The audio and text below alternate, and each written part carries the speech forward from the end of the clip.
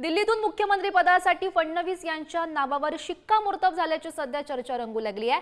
महायुतीच्या नव्या सरकारचा फॉर्म्युला ठरल्याची सध्या माहिती आहे। एकनाथ शिंदे आणि अजित पवार यांना भाजपाकडून उपमुख्यमंत्री पदाची ऑफर देण्यात आली आहे। येत्या 2 दिवसात अधिकृत घोषणा होईल। सुरुवातीला तीनही पक्षांचे 20 मंत्री शपथ घेतील। भाजपा 10, शिंदेंची शिवसेना 6, अजितदादांची राष्ट्रवादी 4 असे नेते शपथ घेणार आहेत। दरम्यान शिंदेंनी आता मुख्यमंत्री पदाचा राजीनामा सुद्धा सोपवला। राज्यातील नव्या सरकार स्थापनेला सध्या वेग आल्याचं पाहायला मिळत आहे। मंत्रिपदासाठी अनेक जणांकडून मुंबईमध्ये फील्डिंग सुद्धा सुरू आहे असं पाहायला मिळत आहे।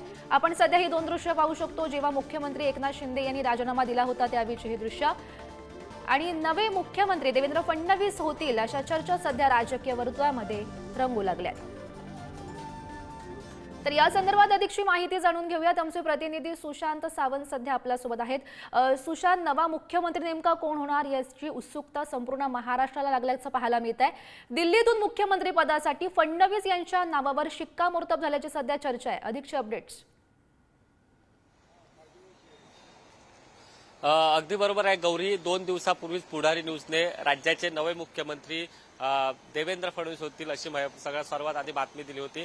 आता जी आपल्याला खात्रीलायक सूत्रांकडून माहिती मिळते त्यानुसार देवेंद्र फडणवीस यांच्या नावावर अखेर शिक्कामोर्तब झालेला आहे। दिल्लीमध्ये देखील देवेंद्र फडणवीस मुख्यमंत्री होतील यावर आता शिक्कामोर्तब झालेला आहे। येत्या 1 ते 2 दिवसात अधिकृत घोषणा जी आहे ती देवेंद्र फडणवीस यांच्या नावाची होणार आहे। आता देवेंद्र फडणवीस मुख्यमंत्री झाले तर एकनाथ शिंदेंचं काय असा प्रश्न सगळ्यांनाच पडला असेल। मात्र जी आपल्याला खात्रीलायक सूत्रांकडून माहिती मिळते त्यानुसार भाजपनं एकनाथ शिंदे यांना उपमुख्यमंत्री पदाची ऑफर दिलेली, त्यासोबत अजित पवार यांना देखील उपमुख्यमंत्री पदाची ऑफर दिली। त्यामुळे राज्यात 1 मुख्यमंत्री आणि 2 उपमुख्यमंत्री असा फॉर्म्युला ठरलाय आणि येत्या आठवड्याभरात खऱ्या अर्थाने जर हा निर्णय झाला, एकनाथ शिंदेंनी हा प्रस्ताव मान्य केला तर येत्या आठवड्यात म्हणजे 29 तारीखपर्यंत कदाचित राज्याचं नवं सरकार जे आहे ते स्थापन होऊ शकतं।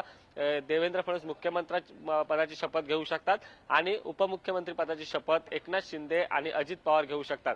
जो आपल्याला फॉर्म्युला मिळतोय त्यानुसार 20 मंत्रिपद जी आहेत ती पहिल्या टप्प्यात दिली जातील। त्यामध्ये भाजपच्या वाट्याला 10, एकनाथ शिंदेच्या वाट्याला 6 आणि अजित पवार यांच्या राष्ट्रवादीला 4 अशी एकूण 20 खाती जी आहेत ती देण्यात येतील। त्यामुळे आता एकनाथ शिंदे नेमका ही ऑफर भाजपने दिली आहे ती स्वीकारणार का हे पाहणं तितकंच महत्त्वाचं ठरणार आहे। गौरी, आपण बघितलं असेल तर दुपारी एकनाथ शिंदे यांनी आपला मुख्यमंत्री पदाचा राजीनामा जो आहे तो राज्यपालांकडे सुपूर्द केला। त्यानंतर खऱ्या अर्थाने हालचालीला वेग आलेला आहे।